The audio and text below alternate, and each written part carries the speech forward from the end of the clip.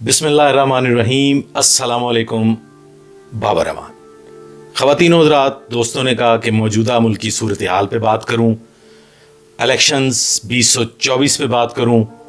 दोस्तों ने हुक्म दिया है कि इस पे बात की जाए। तो एक बात मैं जो सबसे पहले अर्ज़ करना चाहूँगा कि मैं मुकम्मल तौर पे गैर सियासी बंदा हूँ। आज तक किसी उम्मीदवार को वोट नहीं दिया। आज तक जो देखा और जो हकायक मेरे इल्म में है, आपके गोशगुजार किए देता हूँ।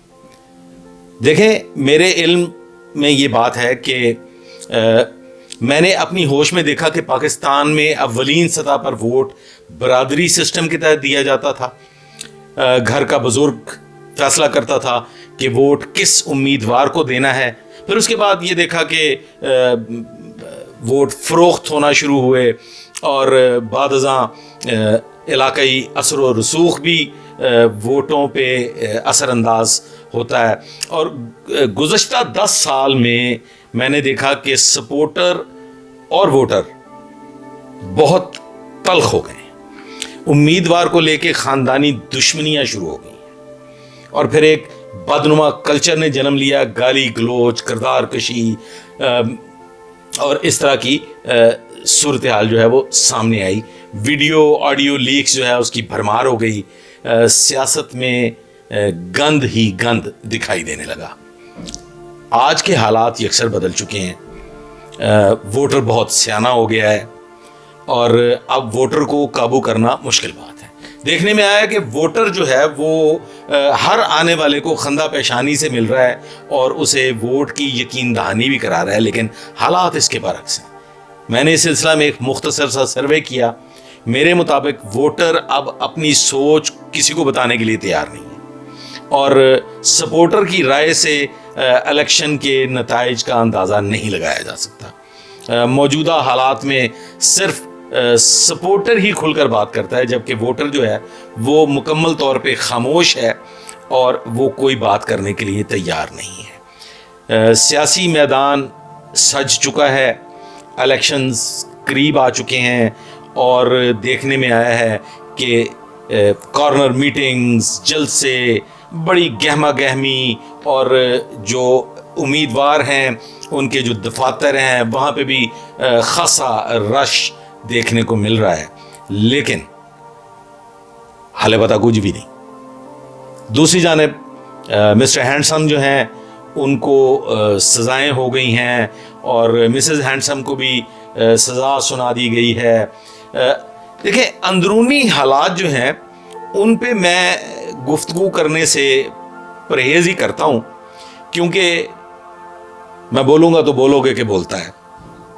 हालांकि मैं बोलता बहुत हूँ, लेकिन मौजूदा मुल्की सूरत हाल को देखते हुए लब कुशाई से किनारा कशी करना ही आफियत समझता हूँ। मुख्तसर अर्ज़ किए देता हूँ कि जो मैदान सज चुका है उसमें सनम जावेद एक नाम बन के उभरा था, वो भी उन्होंने भी अपनी राह ले ली और इसी तरह से और बहुत से सियासी मुदब्बर जो हैं वो अपना रास्ता बदल चुके हैं, खामोशी इख्तियार कर चुके हैं, इलेक्शन से दस्तबरदार होते हुए नज़र आ रहे हैं। जबकि एक पार्टी जिसे हम बहुत जंगजू पार्टी का नाम दे चुके हैं वो बड़े जोशो खरोश में दिखाई देती है।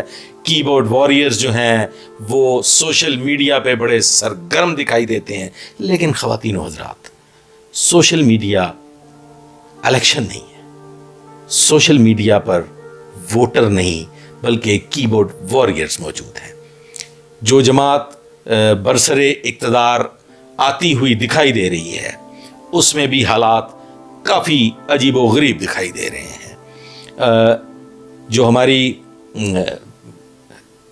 ताकतवर जो सीटें हैं, जो ताकतवर ओहदे हैं, वो नून लीग को भी कोई इतनी पसंदीदगी से नहीं देख रहे। वो नून लीग भी उनका कोई ब्लू आइड नहीं है।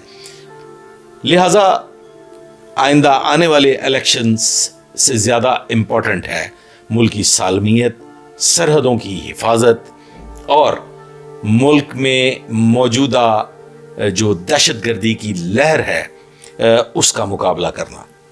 तो ख़वातीन व हज़रात, मैं इलेक्शन से ज़्यादा गुजारिश करूँगा कि अपने गिरदो नवा पर नज़र रखिए। अपने मोहल्ले में, अपनी विसिनिटी में जो अनजान लोग, जिनका कोई कारोबार नहीं है, जिनका कोई ज़रिया माश नहीं है, उनकी निस्बत आंखें खुली रखिए और जो लॉ एनफोर्समेंट एजेंसीज़ हैं उनको उसकी निस्बत बताते रहिए। इलेक्शंस की गहमा गहमी में खुदा न खास्ता कोई नाखुशगवार हादसा या नाखुशगवार वाक़या रूनुमा नहीं होना चाहिए। और इसके लिए मैं समझता हूँ कि अवामुन्नास को अपना फ़र्ज़ अदा करना होगा। अवामुन्नास को चाहिए होगा कि वो अपने मुल्क की हिफाजत और अपने मुल्क की बका और सलामती के लिए अपना फ़र्ज़ अदा करें। इलेक्शंस होते रहेंगे, इलेक्शंस पहले भी होते रहे हैं। कौन बरसरे इक़्तिदार आएगा, किसने ऐवान की कुर्सियों को संभालना है, किसने लूट मार करनी है और किसने मुल्क की खिदमत करनी है, ये मामलात चलते रहेंगे जैसे कि साबका अदवार में चलते रहे हैं। कोई तोशाखाने लूटेगा तो कोई बैरूनी ममालिक से आने वाले चंदे खाएगा, कोई फलाही कामों के नाम पे लूट मार का बाजार गर्म करेगा, तो कोई उधार ली हुई रकम से गुलछर्रे उड़ाएगा। ये मामलात ऐसे ही चलते रहेंगे, ये मामलात ऐसे ही चलते आए हैं। हमें आगाज करना है अपनी इस्लाह से, अपनी सफाई से। अगर हम साफ सुथरे जहन और साफ सुथरे दिल के साथ मुल्क और कौम की खिदमत का जज्बा लेके आगे बढ़ गए तो इंशाअल्लाह ताला पाकिस्तान को तरक्की की मंजिलों की तरफ बढ़ने से कोई नहीं रोक सकेगा। आज तक के लिए बस इतना ही। आइंदा के लिए मेरे साथ रहिएगा, दुआ में याद रखिएगा। अल्लाह हाफिज।